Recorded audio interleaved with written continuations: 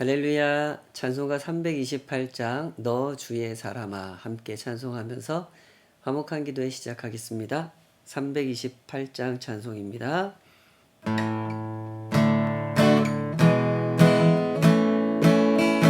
너 주의 사람아 헛된 일 버리고 마음과 뜻과 힘 다해 왕의 왕 섬겨라. 너 주의 사람아 그날을 기다려 죄악의 밤을 이기고 새 아침 맞으라. 너 주의 사람아 교회는 부른다. 할 일이 많고 많으니 다 나와 일하라. 너 주의 사람아 충성을 다하여 십자가 높이 들고서 발자취 따르라. 아버지 하나님, 주님의 백성들을 부르시는 그 음성을 듣고 오늘도 저희들이 주님 앞에 엎드립니다.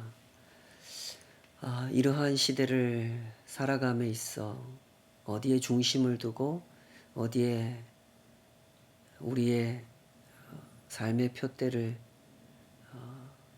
꽂고 따라가야 할지 주님, 우리 마음이 분명하게 그 길을 알게 하여 주시옵소서.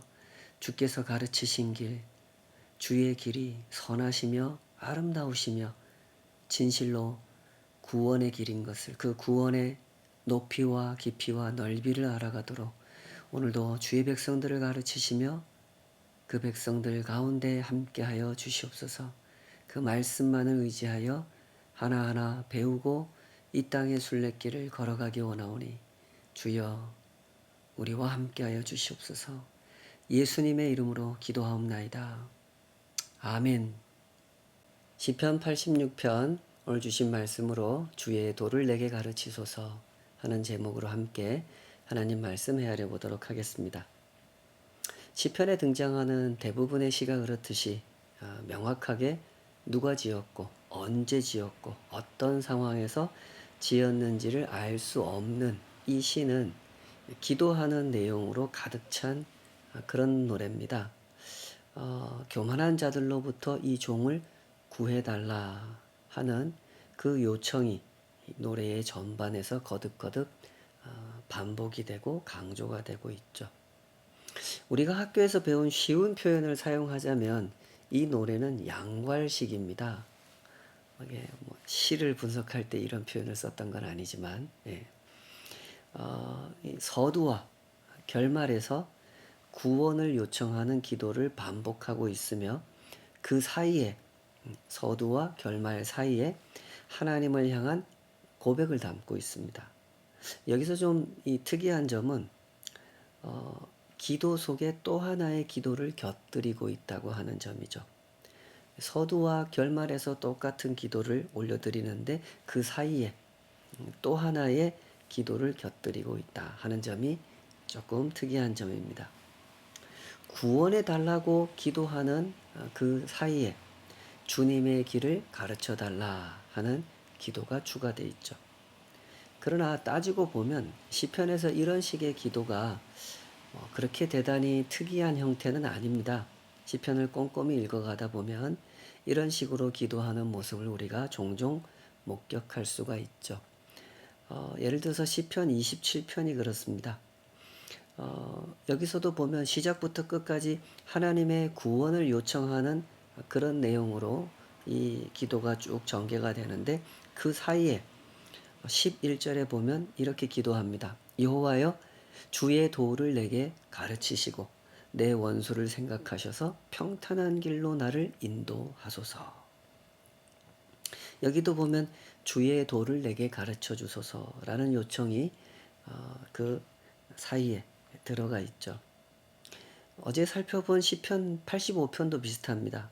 시작부터 끝까지 이 시의 주된 내용은 하나님의 구원에 대해서 감사하고 또 하나님의 구원을 다시 허락해 달라고 요청하는 그런 내용입니다. 그러면서 그 사이에 이런 고백과 결단을 담고 있죠. 85편 8절 내가 하나님 여호와께서 하실 말씀을 들으리니 무릇 그의 백성 그의 성도들에게 화평을 말씀하실 것이라 그들은 다시 어리석은 대로 돌아가지 말지로다. 하나님께서 은혜를 베풀어 가르쳐 주신 길, 의의 길, 생명의 길을 신실하게 따라가겠노라고 이렇게 힘주어 고백하는 그런 내용을 담고 있죠. 오늘 시편 86편을 묵상하면서도 우리가 확인하게 되는 중요한 사실이 이렇습니다. 성도가 하나님께 구원을 요청하는 기도는 사실상 하나님의 길을 가르쳐 달라고 요청하는 기도라는 겁니다. 다시 말해서 하나님의 백성이 자기를 구원해 달라고 요청하는 것은 하나님의 뜻에도 합당한 것이다. 이런 얘기죠. 성경이 가르쳐 주시는 기도란 이렇습니다. 내 뜻을 구하는 것이 아니라 하나님의 뜻을 구하는 것이며 하나님의 뜻을 알고 그 뜻을 사모하게 된 사람이 하나님께 그 뜻을 이루어 달라고 요청하는 거죠. 그래서 성도의 기도는 성도 혼자 자기 생각으로 자기 형편대로 하는 기도가 아니라 하나님의 뜻을 배우면서 하나님의 뜻에 합당한 것이 무엇인지 하나님이 기뻐하시는 것이 무엇인지 그것이 내 마음에도 기쁨이 되는구나를 확인하면서 경험해가는 것이 성도의 기도라는 겁니다. 그러므로 성도는 분별할 줄 아는 사람입니다. 내 뜻과 하나님의 뜻이 어떻게 다른지, 왜 다른지, 그 결과는 또한 어떻게 달라지는지를 아는 사람이죠. 그가 바로 하나님께 속한 사람입니다. 때문에 성도는 기도를 할 수가 있는 겁니다. 하나님께서 들으시는 기도, 하나님께서 응답하시는 기도를 할 수 있게 되는 것이죠. 자기 혼자 답답해서 하소연하듯이 쏟아내고는 1시간만 지나면 30분만 지나면 자기도 무슨 기도를 했는지 기억하지 못하는 그런 기도가 아니라 하나님의 뜻이 어디에 있는지를 알고 하나님의 손이 얼마나 신실하신지를 알아 그 선하신 뜻이 이루어지기를 간구하는 기도, 하나님께 상달되는 기도를 올려드릴 수 있다는 겁니다. 시편의 기도가 그렇습니다. 시인은 이렇게 고백하면서 이 기도를 시작하고 있죠. 86편 1절 2절 여호와여 나는 가난하고 궁핍하오니 주의 귀를 기울여 내게 응답하소서. 나는 경건하오니 내 영혼을 보존하소서. 내 주 하나님이여 주를 의지하는 종을 구원하소서. 시인은 알고 있습니다. 하나님 앞에 선 자신이 어떤 존재인지를 알고 있죠. 그래서 이렇게 고백합니다. 나는 가난하고 궁핍하오니 주여 귀를 기울여 내게 응답하소서. 나는 가난하고 궁핍하다라고 하는 이 말은 시인이 자신의 경제적인 형편을 표현하는 말처럼 들립니다. 노래의 맥락을 고려해 볼 때 실제로 시인은 가난하고 궁핍한 상황이었을 것으로 보입니다. 그러나 하나님을 향하여 올려드리는 이 기도의 맥락을 조금 더 고려한다면 이 말은 그저 자신의 경제적 상황을 표현한 말이라기보다는 하나님 앞에 선 자신이 얼마나 작고 초라한 존재인지를 고백하는 표현이라고 이해하는 것이 더 적절할 것 같습니다. 다시 말해서 시인은 자신이 지금 얼마나 간절하게 하나님의 도우심을 구하는 입장인지를 이렇게 표현하고 있다는 거죠. 그리고 이어서 이렇게 말합니다. 나는 경건하오니 내 영혼을 보존하소서. 내 주 하나님이여 주를 의지하는 종을 구원하소서. 전반적인 이 그 시의 맥락을 이해하는 것이 그렇게 어렵지 않기 때문에 이런 표현을 오해하는 분들은 없으리라고 생각이 됩니다. 나는 경건하오니 라는 이 말, 시인은 지금 자기 스스로 자기를 내세우려고, 자기를 인정하려고 이런 표현을 사용하는 것이 아니죠. 여기서 나는 경건하오리 라는 말은 내가 추구하는 것은 경건입니다 라는 뜻이죠. 우리말로 이 경건이라고 번역된 이 말은 히브리어로 하시드라는 단어를 쓰는데 경건한, 거룩한, 선한 이런 뜻으로 번역이 될 수 있는 말이죠. 여기서 잠시 생각해 보십시다. 누가 자기 자신을 가리켜서 이런 표현을 사용할까요? 나는 경건합니다. 나는 하시드를 추구합니다. 이런 표현을 사용하는 사람은 어떤 자아의식을 가지고 있는 사람일까요? 자신을 향해서 이런 표현을 사용하는 사람은 그 시대와 그 사회를 읽어내는 사람이고 그런 사회 속에서 이런 시류에 휩쓸리지 않겠다는 자아의식을 가지고 있는 사람인 것입니다. 바로 이 점이 중요하죠. 시인은 이 사실을 분명하게 인식하고 있는 사람입니다. 이 세상의 길과 하나님의 길이 결코 같은 길을 갈 수 없다는 사실을 헤아리고 있는 사람이죠. 이 세상의 길은 교만한 길이요 죽음의 길이며 하나님의 뜻, 하나님의 길을 거부하는 길이라는 사실을 압니다. 때문에 시인은 이토록 하나님의 구원을 간절히 요청하고 있는 겁니다. 86편 3절 주여 내게 은혜를 베푸소서 내가 종일 주께 부르짖나이다. 주여 내 영혼이 주를 우러러 보오니 주여 내 영혼을 기쁘게 하소서. 주는 선하사 사죄하기를 즐거워하시며 주께 부르짖는 자에게 인자함이 후하심이니이다. 하나님의 구원을 요청하는 시인의 자세는 이렇습니다. 자신에게 어떤 자격이 있다고 생각하기 때문에 구원을 요청하는 것이 아니죠. 자격이 있다고 생각했다면 은혜를 요청할 이유가 없겠죠. 그러나 시인은 납작 엎드려서 하나님의 구원, 하나님의 은혜를 요청합니다. 주는 선하사 사죄하기를 즐거워하시며 주께 부르짖는 자에게 인자함이 후하십니다. 이래요. 시인은 이 두 가지 사실을 분명하게 이해하고 있는 겁니다. 첫째, 이 세상의 길과 하나님의 길이 다르다는 사실을 이해하고 있으며, 둘째, 경건을 거부하는 이 세상 사람들뿐만 아니라 경건을 추구하는 나 역시 하나님의 은혜를 필요로 한다는 사실을 이해하고 있는 거죠. 이 시인의 마음을 잘 헤아려 보시기 바랍니다. 시인은 지금 이 세상을 정죄하고 싶어 하는 것이 아닙니다. 세상은 이렇게 잘못되었으나 나는 올바른 길을 가고 있습니다를 말하고 싶어 하는 것이 아니죠.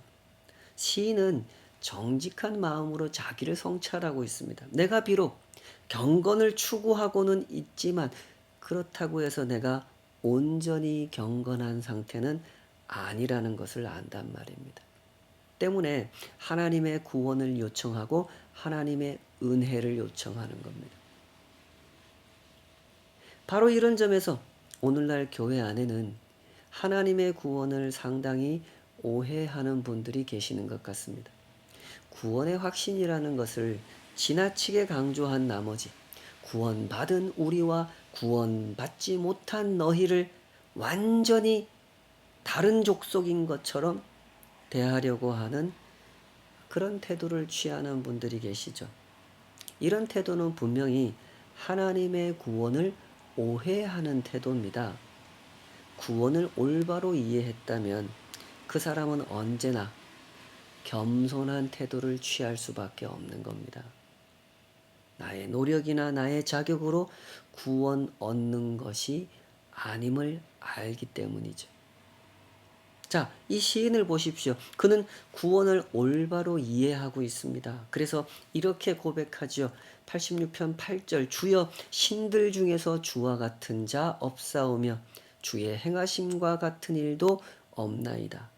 주여 주께서 지은 모든 민족이 와서 주의 앞에 경배하며 주의 이름에 영광을 돌리리이다.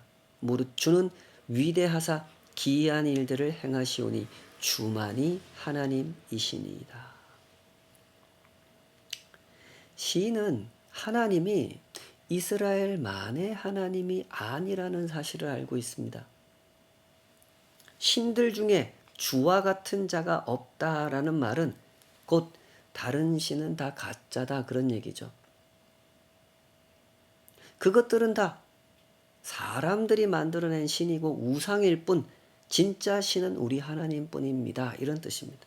때문에 시인이 주목하는 것이 이겁니다. 하나님께서 세상 모든 민족을 창조하셨다는 사실과 온 세상을 구원하시는 그날에 모든 민족이 하나님 앞에 와서 하나님을 경배할 것이라는 사실이죠. 바로 이런 점들이 이 시편 86편의 이 포로 후기 저작서를 유추하게 만드는 부분입니다. 이 노래는 아마도 바벨론 포로기를 거친 후에 귀환한 사람들이 혹독한 시련을 겪으면서도 하나님의 구원을 갈망하면서 지은 노래가 아닐까라고 생각한다는 거죠. 물론 이 시의 저작 시기를 정확하게 알 수는 없습니다만 시인에게 이런 이해가 존재한다는 것만큼은 분명합니다. 시인은 하나님을 알되 모든 민족을 창조하신 하나님으로 알고 모든 민족을 구원의 길로 인도하려는 뜻을 품고 계시는 하나님으로 알고 있습니다. 때문에 교만한 자들로부터 괴롭힘을 당하고 있는 이 와중에도 그들을 멸하게 해달라고 구하기보다는 은총의 표적을 내게 보여달라고 그렇게 기도하고 있죠. 86편 14절 하나님이여 교만한 자들이 일어나 나를 치고 포악한 자의 무리가 내 영혼을 찾아 싸우며 자기 앞에 줄을 두지 아니하였나이다. 그러나 주여 주는 긍휼히 여기시며 은혜를 베푸시며 노하기를 더디하시며 인자와 진실이 풍성하신 하나님이시오니 내게로 돌이키사 내게 은혜를 베푸소서. 주의 종에게 힘을 주시고 주의 여종의 아들을 구원하소서. 은총의 표적을 내게 보이소서. 그러면 나를 미워하는 그들이 보고 부끄러워하오리니 여호와여 주는 나를 돕고 위로하시는 이신이이다. 이 시인이 마주하고 있는 현실은 이런 상황입니다. 교만한 자들이 일어나 시인을 괴롭혔는데 시인은 그런 행동을 신앙적인 눈으로 해석을 합니다. 자기 앞에 주 하나님을 두지 않았기 때문에 하는 행동이라고 표현하고 있죠. 다시 말해서 하나님이 없다. 여호와 하나님 같은 신은 없다라고 생각하기 때문에 저놈들이 저렇게 교만한 것이고 저렇게 나한테 악을 행하는 것이다 라고 해석하고 있는 거죠. 그러면서 시인이 결코 놓치지 않는 사실이 있습니다. 그렇다고 해서 내가 지금 하나님께 당당하게 구원을 요구할 입장은 아니라는 사실. 그 사실을 생각하고 있죠. 교만한 자들이 나를 학대하는 것은 물론 그 교만한 자들의 죄이지만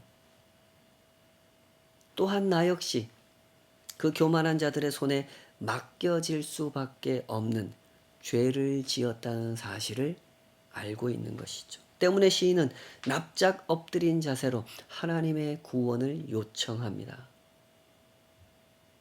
15절 그러나 주여 주는 긍휼히 여기시며 은혜를 베푸시며 노하기를 더디하시며 인자와 진실이 풍성하신 하나님이시오니 내게로 돌이키사 내게 은혜를 베푸소서. 주의 종에게 힘을 주시고 주의 여종의 아들을 구원하소서. 그렇죠. 바로 이것이 시인의 태도입니다. 하나님을 대하는 태도고 하나님의 구원을 대하는 태도죠. 비록 심한 곤경에 처해 있어 하나님의 구원을 요청하고 있지만 그렇다고 해서 하나님 앞에 자신이 얼마나 작은 자인지를 망각하거나 이 세상의 주인으로서 하나님께서 하시는 일을 망각하고 있는 상태가 아니라는 거죠. 때문에 시인은 시종일관 아주 겸손한 태도를 취하는 것입니다. 16절에 보면 자신을 가리켜서 주의 여종의 아들이라는 표현을 사용하고 있는데요. 이런 표현도 그렇습니다. 하나님의 집에서 나 자신은 친아들로 인정받을 만한 그런 존재가 못 된다라고 표현하는 겁니다. 그 집 여종이 낳은 아들 정도밖에 안 되는 존재. 저는 그런 존재입니다. 라는 뜻이죠. 나도 분명 그 집 식구이긴 하지만 아버지의 상속을 이어받거나 아버지의 경영에 동참하는 아들이 아니라 한 집 식구로 인정받는 것만으로도 감지덕지한 존재다. 그런 뜻으로 이런 표현을 사용하고 있는 거죠. 이런 부분도 이 시가 이 포로 후기에 지어진 노래일 것이라고 추정하는 근거가 되죠. 이스라엘 국가가 멸망하고 포로로 끌려갔다가 완전히 나라가 없어져 버릴 줄 알았는데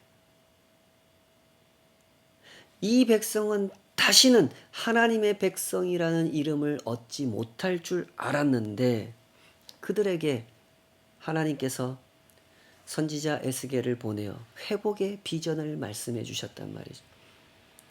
물론 에스겔 선지자에게 처음으로 말씀하셨던 것은 아니었습니다. 그 전에 예레미야 선지자에게 말씀하셨고 그 전에 이사야 선지자에게 말씀하셨습니다. 그러나 그 당시를 살던 이스라엘 백성들은 이사야와 예레미야와 에스겔을 통해서 주신 하나님 말씀을 잘 이해하지 못했죠. 아니 정확히 말하면 이해하고 싶어 하지 않았습니다. 자신들이 볼 때 세상은 충분히 살만한 곳이고 이대로 적당히 강대국과 손을 잡고 군사동맹도 유지하고 경제동맹도 만들어가고 그러면 자신들이 원하는 만큼 번영하고 자신들이 원하는 삶을 살 수 있을 거라고 생각했죠. 때문에 하나님 말씀을 알아듣고 싶어 하지 않았던 겁니다. 그러다가 언제부터 알아듣기 시작합니까? 나라가 멸망한 후에 우리가 그동안 헛된 무지개를 쫓았구나 하는 사실을 확인하고 난 후에 비로소 눈이 열리고 귀가 열리기 시작하죠. 우리가 이제까지 하나님을 잘못 알고 있었나? 하나님의 나라를 잘못 이해하고 구원을 잘못 이해했나? 하는 반성이 일어나기 시작합니다. 그때 이스라엘 백성들은 정직한 눈을 뜨기 시작했고 하나님 앞에서 그동안 범죄하며 살아온 역사를 성찰하기 시작합니다. 그러자 모든 것이 새롭게 정리되기 시작합니다. 오라. 하나님의 길을 배우지 않는 백성, 하나님의 길을 따르지 않는 백성은 절대로 하나님 나라 백성이 될 수 없구나 하는 진실을 마주하게 된 거죠. 하나님의 나라는 영토와 군대와 경제로 만들어지는 나라가 아니라 하나님의 뜻대로 통치되는 백성들의 삶, 그 생활 안에 세워지는 나라라는 것을 깨닫게 되죠. 때문에 시인은 구원을 요청하는 간구 안에 이런 간구를 포함시켰던 겁니다. 11절 여호와여 주의 도를 내게 가르치소서. 내가 주의 진리에 행하오리니 일심으로 주의 이름을 경외하게 하소서. 어느 종교학자는 그런 말을 했습니다. 종교가 타락을 하면 반드시 나타나는 현상이 지배하려고 하는 것이고 종교가 올바른 길을 갈 때 그때 나타나는 현상은 섬기려고 하는 것이다. 그랬죠. 실제로 이스라엘 역사는 그런 과정을 경험했습니다. 멸망하기 전 이스라엘 백성들이 그토록 고집스럽게 붙잡았던 것이 무엇입니까? 하나님은 우리만의 하나님이시라는 거죠. 하나님의 길에 대해서는 관심도 없으면서 하나님께서 우리를 왜 택하셨고 우리를 통해서 무슨 일을 하고 싶어 하시는지에 대해서는 관심도 없으면서 그들은 무조건 외쳤습니다. 하나님은 우리 이스라엘만의 하나님이고 우리 이스라엘만을 위해서 싸워주실 것이라고 우겼죠. 그러다가 멸망했습니다. 멸망하고 나서 진실을 보게 되었습니다. 그러나 물론 모든 이스라엘 백성들이 진실을 보게 된 것은 아니었습니다. 언제나 그렇죠. 진실한 성찰이라고 하는 것은 원하는 사람들만 경험할 수 있는 겁니다.